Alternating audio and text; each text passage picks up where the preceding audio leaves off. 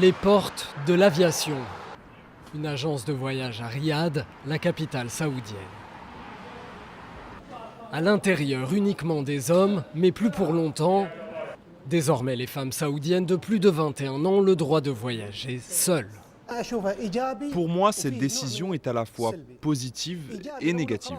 Positive si elle s'applique à des femmes âgées de plus de 30 ans.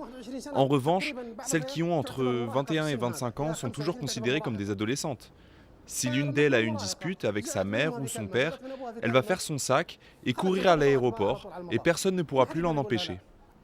Cette réaction mitigée correspond au statut traditionnel de la femme saoudienne, considérée comme une mineure toute sa vie. Légalement, elle est d'abord sous l'autorité de son père, puis éventuellement celle de son mari, et si elle n'est pas mariée, celle de sa famille proche.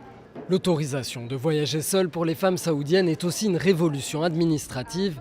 Elles peuvent désormais demander un passeport, enregistrer un mariage ou une naissance et demander des papiers administratifs sans l'accord de leur tuteur masculin. En réalité, même avec ces réformes, nous allons quand même probablement chercher l'accord de notre famille pour voyager, à cause de notre éducation. Mais au moins maintenant, cela va être plus facile pour les femmes de décider elles-mêmes de voyager et de participer à la vie économique et politique de l'Arabie saoudite.